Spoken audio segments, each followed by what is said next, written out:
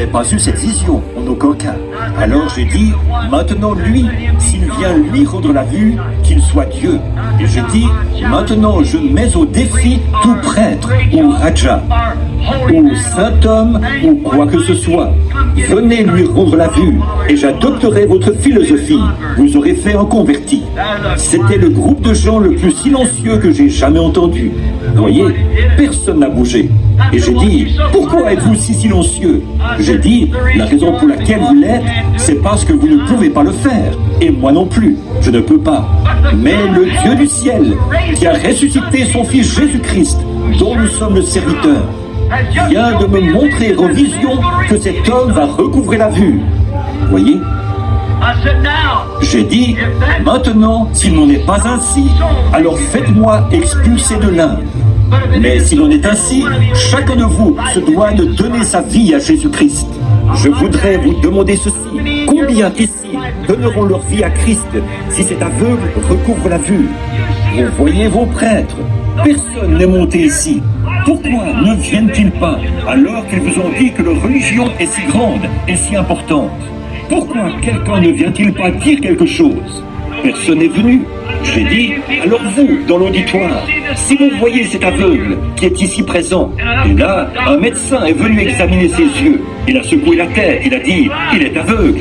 Alors j'ai dit, bien sûr qu'il est aveugle, mais j'ai dit, si Dieu lui rend la vue, combien d'entre vous serviront Jésus-Christ?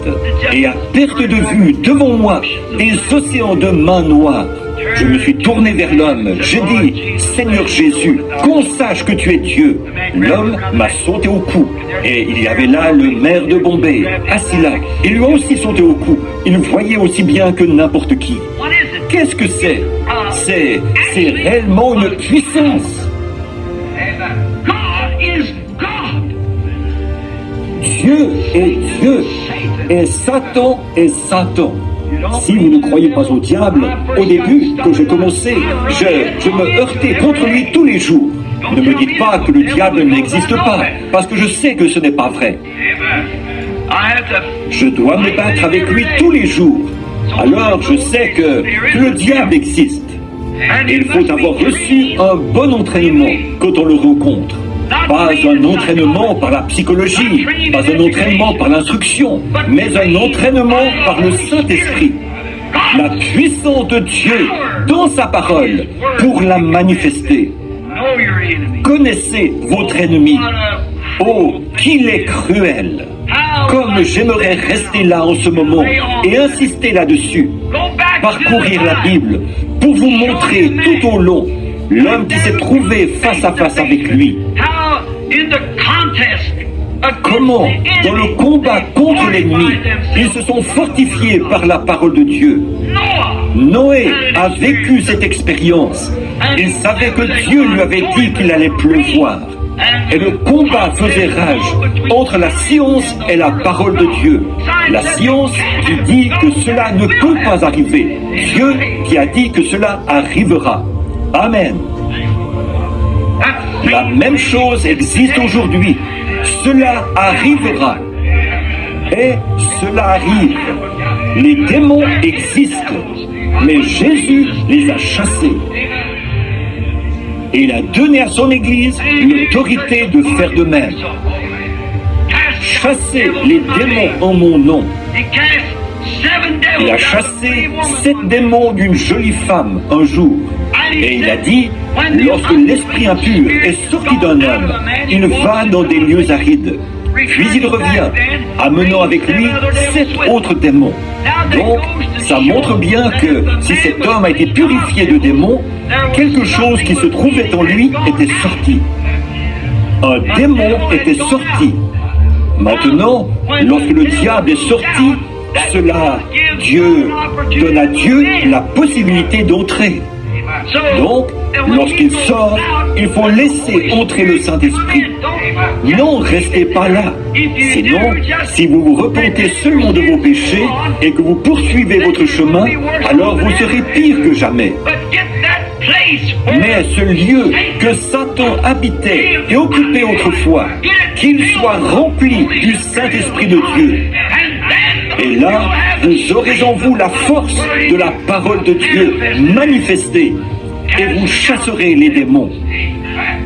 Le combat se poursuit. Les lumières du soir brillent. Le Saint-Esprit de Dieu est présent. Et maintenant, dans environ 3 minutes, ce sera le moment où les sifflets vont retentir. Il sera minuit. Alors, comme nous quitterons ce bâtiment pour rentrer à différents endroits et dans nos foyers, et pour affronter l'extérieur, pour affronter le monde, n'y allons pas comme nous l'avons fait dans le passé. Allons-y avec la puissance de sa résurrection. Allons-y au nom de Jésus-Christ, en dressant bien haut la bannière. Et avec la foi dans sa parole, pour pouvoir manier l'épée à 2 tranchants, en prenant le bouclier et l'armure complète de Dieu pour affronter l'ennemi. Parce qu'il devient chaque jour plus fort et plus puissant. Alors que l'ennemi vient comme un fleuve, l'Esprit de Dieu lève un étendard contre lui.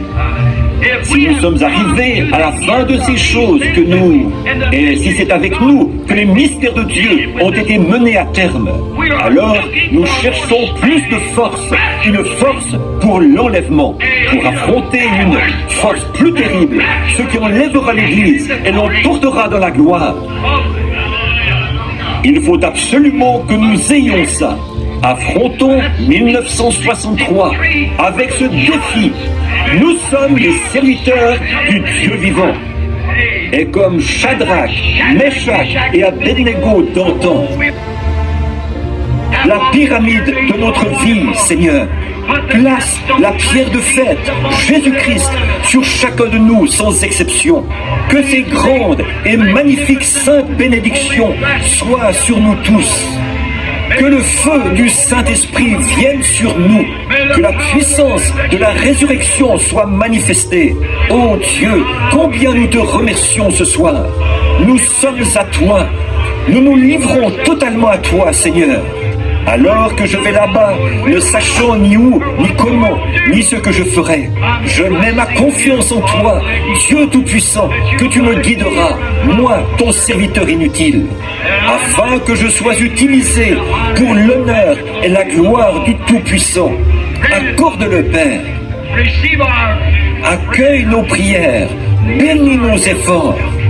Guéris ceux qui sont malades et affligés, tant spirituellement que physiquement. Et fais de nous tes serviteurs. Nous sommes l'argile, tu es le potier. Façonne chacun de nous à ta manière, pour que nous puissions former ensemble un solide assemblage avec Jésus-Christ comme membre de son corps. Car nous le demandons au nom de Jésus, à cause de lui et pour la cause de l'Évangile. Amen et Amen.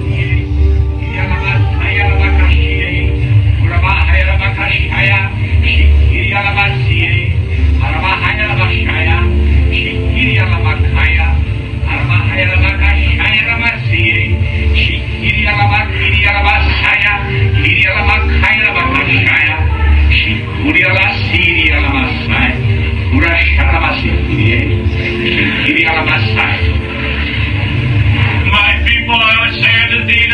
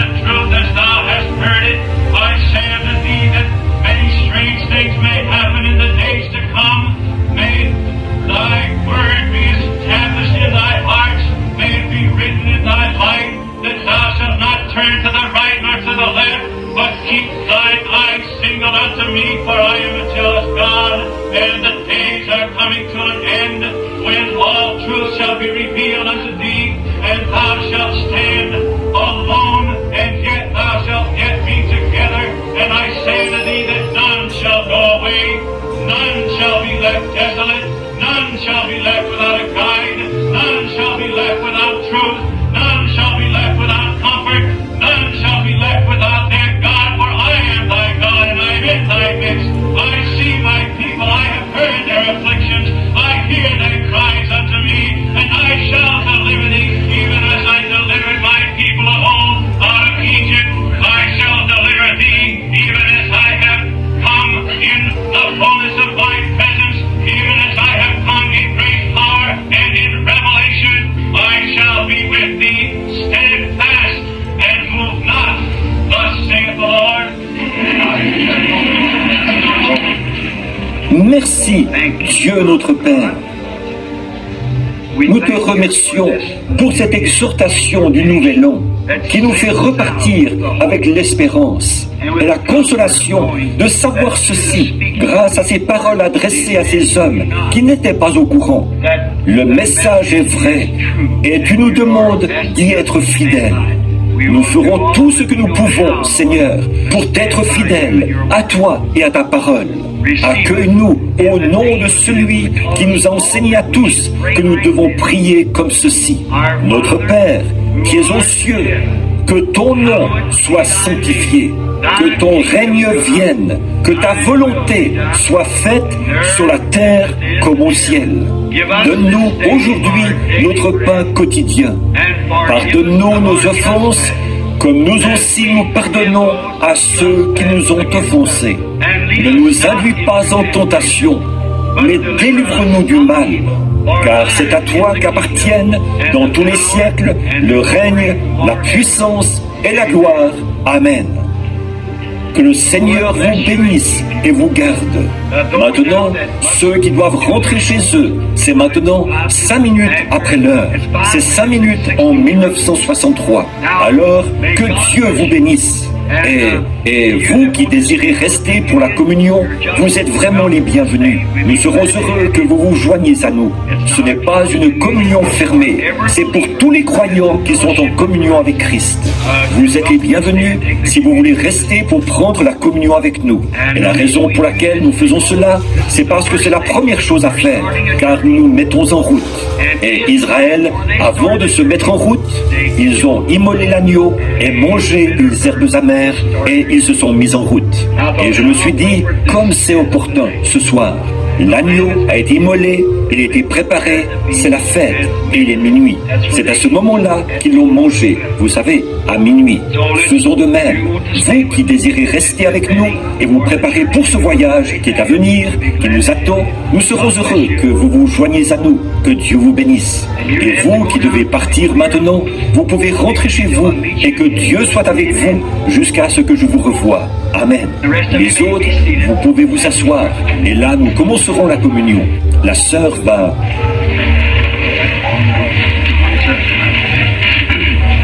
Très bien, monsieur.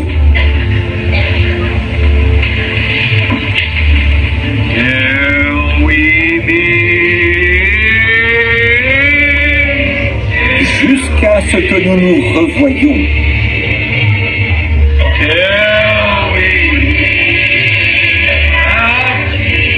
Réunis aux pieds de Jésus, jusqu'à ce que nous nous revoyions,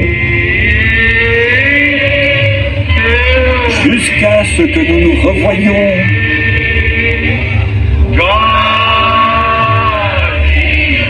Dieu soit avec vous jusqu'à ce jour.